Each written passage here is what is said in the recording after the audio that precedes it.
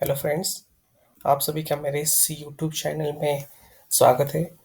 दोस्तों, इस वीडियो में हम देखने वाले हैं कल के लिए जो 1 जून है, निफ्टी के लिए व्यू, बैंक निफ्टी के लिए व्यू। और इस वीडियो में आपको मैं बताने वाला हूँ आप कैसे पता कर सकते हैं कि निफ्टी आपका ओवरबॉट हो गया है या ओवरसोल्ड हो गया है, या अभी भी ये ऊपर जाने की प्रोबेबिलिटी है, या फिर करेक्शन दे सकता है।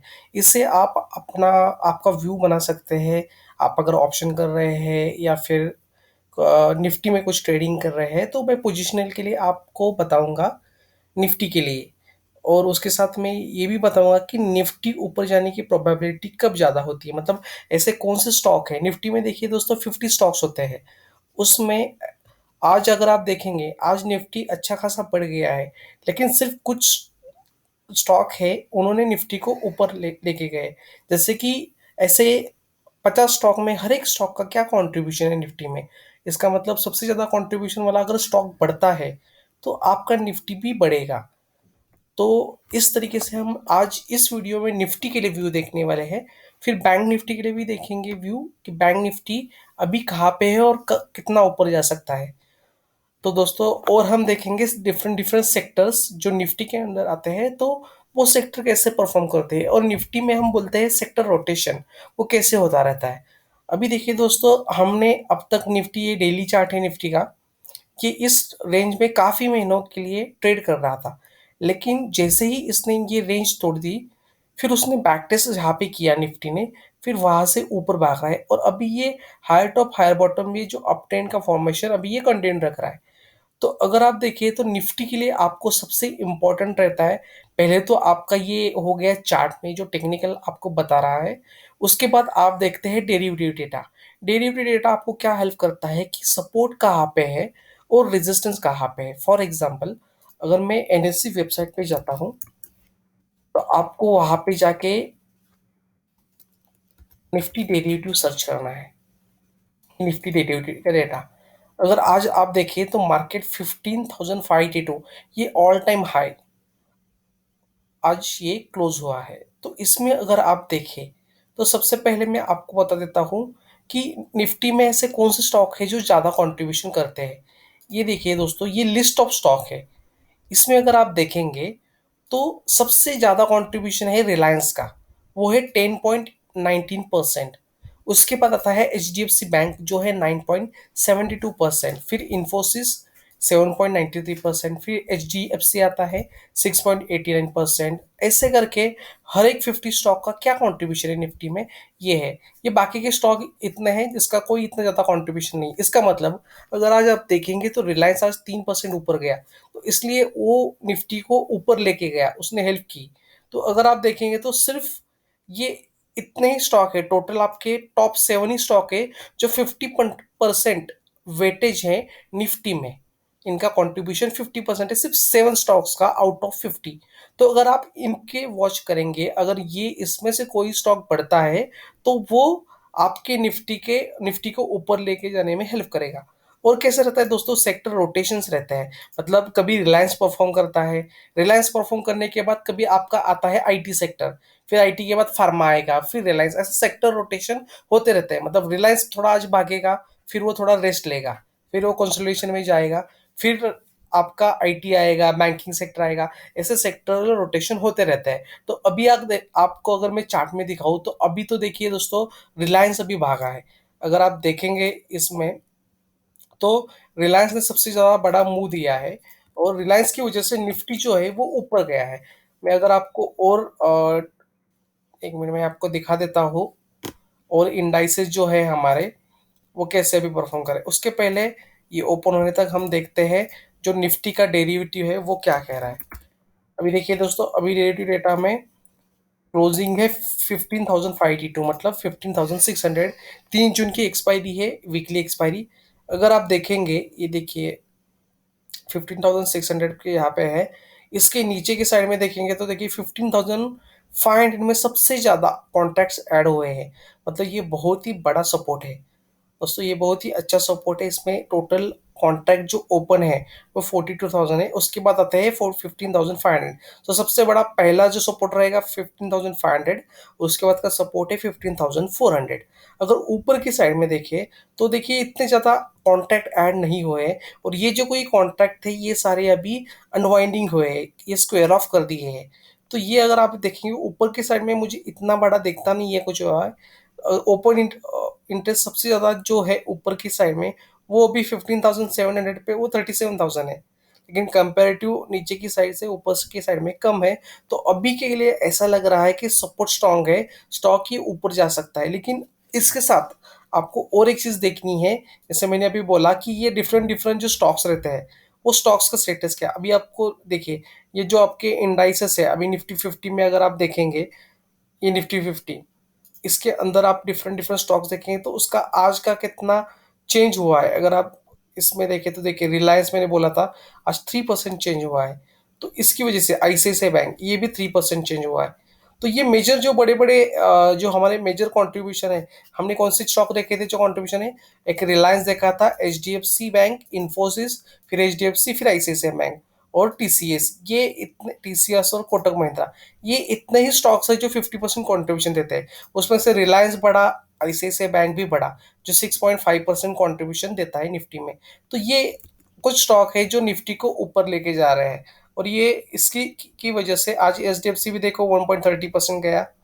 तो ओवरऑल ये जो स्टॉक्स है, H D F C bank ये 0.64 गया, टीसीएस 0.63 गया, तो इसकी वजह से इन्फोसिस देखो 0.36। तो ये सारे स्टॉक्स प्लस में थे, तो इन्होंने आपके निफ्टी को ऊपर लेके गए। तो आपको अगर आप इन स्टॉक मेजर स्टॉक्स का अगर आप सपोर्ट रेजिस्टेंस देखते हैं और उसके हिसाब से ट्रेड करते हैं तो भी आप निफ्टी का अंदाजा लगा सकते हैं। तो एक तरीका है कि आप निफ्टी का अंदाजा लगा सकते हैं। दूसरा मैंने आपको बताया डेरिवेटिव डेटा, उसमें से आपको सपोर्ट रेजिस्टेंस पता चलेगा। तीसरा है आपका टेक्निकल जो है वो क्या बता रहा है, अभी चार्ट पैटर्न, जैसे कि अगर इसने मेजर रेजिस्टेंस तोड़ा तो हमको पता ही है ऊपर की तरफ जाएगा। लेकिन इसमें और एक है जो मैं आपको बताने वाला हूँ, जो रहता है पीसीआर। दोस्तों मैं अगर पीसीआर के बारे में आपको बताऊँ, ये देखिए ये पोजिशनल के लिए आपको देखना है। ये देखिए पीसीआर का वैल्यू, ये जो पीसीआर है, एक जोन रहता है उसको बोलते हैं हम ओवरसोल्ड जोन, और दूसरा ओवरबॉट जोन, और एक रहता है ओवरसोल्ड जोन। मतलब ओवरबॉट जोन क्या रहता है कि निफ्टी बहुत ही अभी महंगा हुआ है, इसके आगे लोग खरीदेंगे नहीं, उसके बाद थोड़ा करेक्शन आ जाएगा। और ओवरसोल्ड जोन क्या रहता है कि इसके नीचे निफ्टी जाएगा नहीं, सप्लाई जो है इसके नीचे जाएगा नहीं, इसके बाद बायर एक्टिवेट होंगे, डिमांड यहाँ पे बढ़ेगा और फिर से निफ्टी ऊपर जाएगा। अगर ये पिछले कुछ सालों का अगर आप डेटा देखें, एक साल और 6 महीने का, तो आपको पता चलेगा। देखिए ये जो मैंने येलो लाइन और रेड लाइन दो लाइन मतलब ड्रॉ की है, इसमें ये जो डेंजर जोन है इसके ऊपर 1.6 टू 1.8 यहाँ पे हमको प्रॉफिट बुकिंग करनी पड़ती है, और नीचे की साइड में ये येलो लाइन 1 और 0.7 यहाँ पे हमको बाइंग करनी पड़ती है, लेकिन ये अप ट्रेंड में करनी पड़ती है। अभी हम अप ट्रेंड में है, तो आपको बता रहा हूँ जब जब ये पीसीआर क्लोज टू 1 आएगा, 1.2, आपको फ्रेश बाइंग करनी है, और जब 1.6 के ऊपर जाने स्टार्ट हो जाएगा आपको प्रॉफिट बुकिंग करनी है। मैक्सिमम 1.85 के कभी ऊपर जाता नहीं। अगर मैं आज के दिन में अगर आपको बताऊं, ये आज का दिन का पीसीआर है 1.51। तो मैंने अभी देखिए दोस्तों, अब हमारा निफ्टी बढ़ गया है, अभी ये 1.51 है, तो 1.6 के ऊपर थोड़ा अभी इसमें ऊपर जाने की प्रोबेबिलिटी है, लेकिन 1.6 यहाँ पे ये ओवर बॉट कंडीशन में जाना शुरू हो जाएगा। और उसके बाद 1.6 अगर इसके ऊपर भी जाता है 1.7, तो उसके बाद प्रॉफिट बुकिंग होके फिर पीसीआर मतलब आपका निफ्टी भी नीचे आएगा, करेक्शन दे देगा। तो ये आपको पीसीआर भी देखना पड़ता है, और ये पोजिशनल के लिए रहता है पीसीआर। तो ये आपको बताएगा निफ्टी अभी ऊपर जाना शुरू हो गया है या वहां पे करेक्शन दे सकता है। मतलब आपको टेक्निकल के साथ साथ ये भी देखेंगे तो भी आपको आप अंदाजा लगा सकते हैं ओवरऑल निफ्टी के में। तो दोस्तों ये था निफ्टी, अभी भी पीसीआर कंफर्टेबल है, और अभी रिलायंस तो 2 दिन से अच्छा परफॉर्म कर रहा है इसलिए निफ्टी को ऊपर लेके गया है। और अभी बाकी मैंने आपको बताया है। और अभी आप देखिए सेक्टर रोटेशन जो मैंने आपको बताया था वो भी चीज़ मैं आपको दिखा देता हूँ। देखिए दोस्तों ये अलग अलग सेक्टर्स है, इसके मैंने चार्ट निकाले हैं।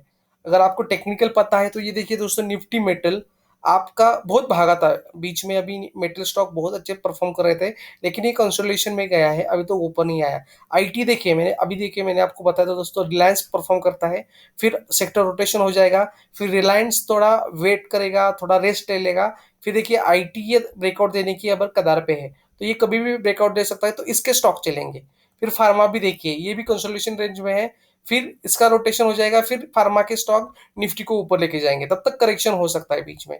तो ऐसे ही अलग अलग सेक्टर आपको देखने पड़ते हैं, किसमें ब्रेकआउट है, कौन से सेक्टर अभी चलेंगे, तो उसमें से स्टॉक अगर आप पिक करते हो तो ये ऊपर जाने की प्रोबेबिलिटी ज्यादा रहती है। तो दोस्तों ये था ओवरऑल निफ्टी के लिए व्यू। वैसे ही अभी हम देखते हैं थोड़ा बैंक निफ्टी, जो मैंने अभी बताया बैंक निफ्टी का हमने ओवरऑल ये भी देखा था। अभी देखिए बैंक निफ्टी अच्छा खासा बीच में आया था नीचे की साइड में, ये डेली चार्ट है, उसके बाद अभी higher top higher bottom higher top higher bottom formation के लिए ये कर रहा है, और अभी ये ऊपर की तरफ ही जा रही है। मैंने नीचे के लिए सपोर्ट लाइन खींची है, यहाँ पे थोड़ा ऊपर जाने के बाद यहाँ पे आके सपोर्ट ले सकता है, फिर उसके बाद ऊपर भाग सकता है।